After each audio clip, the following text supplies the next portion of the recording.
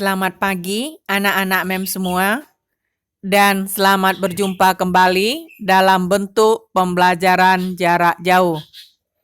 Hari ini pertemuan kita yang ke-16 prakarya kelas 7 Selasa 17 November 2020. Nah, anak-anak, sebelum pembelajaran ini maka mengingatkan kembali, berdoa terlebih dahulu, lalu isi absen mata pelajaran prakarya lewat WA, dan siapkan buku catatan. Nah, anak-anak, pagi ini kita masih melanjutkan bab keempat tentang pengolahan bahan pangan buah segar menjadi makanan dan minuman. Setelah mempelajari bab ini, diharapkan anak-anak mampu yang pertama, menyatakan pendapat tentang keragaman bahan pangan buah segar sebagai ungkapan rasa bangga dan wujud rasa syukur kepada Tuhan serta bangsa Indonesia. 2. Mengidentifikasi karakteristik, kandungan, dan manfaat teknik pengolahan, serta memahami pengertian bahan pangan buah segar yang terdapat di wilayah setempat berdasarkan rasa ingin tahu dan peduli lingkungan. 3. Merancang pengolahan bahan pangan buah segar berdasarkan orisinalitas ide yang jujur terhadap diri sendiri. 4. Membuat, menguji, dan mengomunikasikan karya pengolahan bahan buah menjadi makanan dan minuman sesuai kebutuhan wilayah setempat berdasarkan teknik dan prosedur yang tepat dengan perlu disiplin dan rasa tanggung jawab. Teknik dasar pengolahan bahan pangan dibedakan menjadi dua, yaitu 1. Teknik pengolahan makanan panas basah. Yang kedua, teknik pengolahan panas kering. Yang termasuk teknik pengolahan pangan panas basah adalah teknik merebus, teknik merebus menutup bahan pangan, teknik merebus dengan sedikit cairan, teknik menyetup atau menggulai, teknik mengukus, teknik mendidih, teknik mengetim. Yang termasuk teknik pengolahan pangan panas kering, teknik menggoreng dengan minyak banyak, teknik menggoreng dengan minyak sedikit, teknik menumis, teknik memanggang kering, memanggang dalam oven menambah kelembaban, memanggang dalam oven dengan menggunakan 2 wadah. Lalu yang terakhir teknik membakar. Teknik pengolahan pangan lainnya antara lain menghaluskan, yaitu membuat bahan pangan menjadi halus dengan bantuan alat blender, parutan, maupun dengan cara diulek. Mencampur, menyatukan bahan pangan menjadi tercampur rata.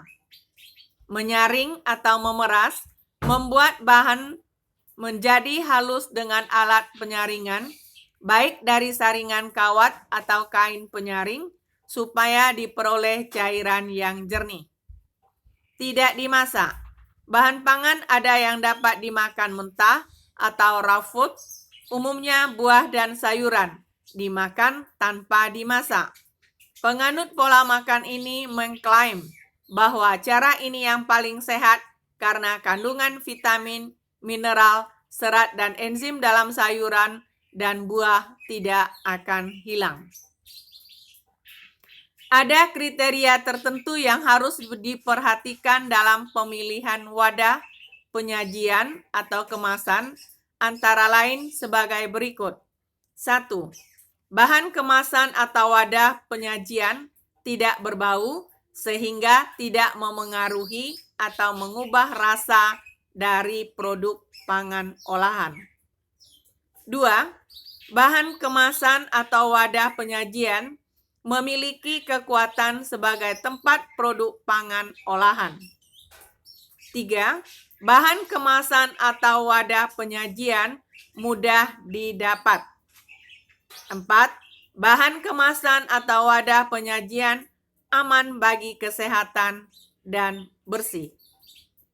Adapun tempat penyajian ataupun kemasan untuk makanan dan minuman yang biasa digunakan masyarakat terbuat dari kertas, plastik, ataupun styrofoam, sedangkan wadah penyajian umumnya berbahan gelas kaca seperti gambar yang ada di dalam buku anak-anak MEM semua.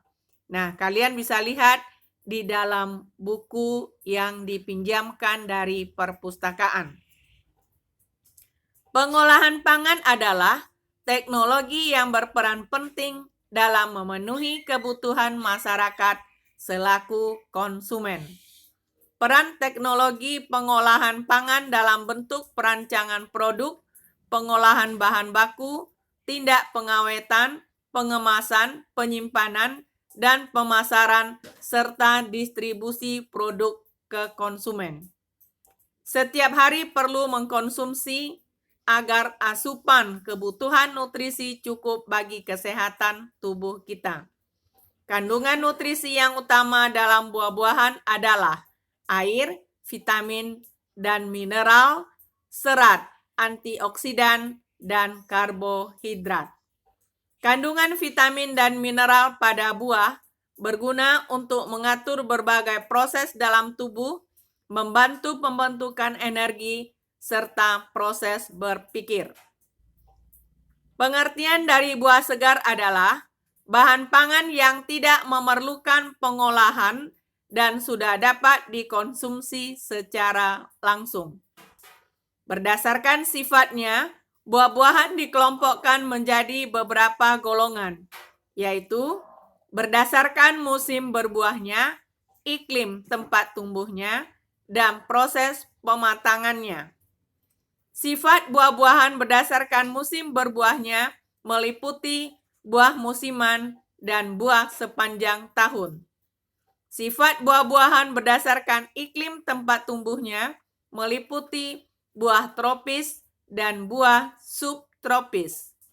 Berdasarkan proses pematangannya, sifat buah-buahan meliputi buah klimaterik dan buah non-klimaterik. Teknik dasar pengolahan dibedakan menjadi dua, yaitu teknik pengolahan panas basah dan teknik pengolahan bahan panas kering. Nah, anak-anak, pembelajaran hari ini sampai di sini dan Mem harapkan pembelajaran hari ini dicatat atau di-print dan ditempelkan di buku catatan. Dan mengingatkan sekali lagi, tolong bereskan semua tugas-tugas dan video yang sudah memberikan tugasnya minggu lalu, tolong segera dikumpulkan karena sudah 1 minggu. Karena 2 minggu lagi nggak sampai, maka kita akan ujian akhir. Maka segera bereskan tugas supaya nilaimu bagus. Terima kasih, selamat pagi, dan jangan lupa mengirimkan tugas dengan menuliskan nama lengkap dan kelas. Selamat pagi, selamat belajar, semoga semua sehat. Terima kasih.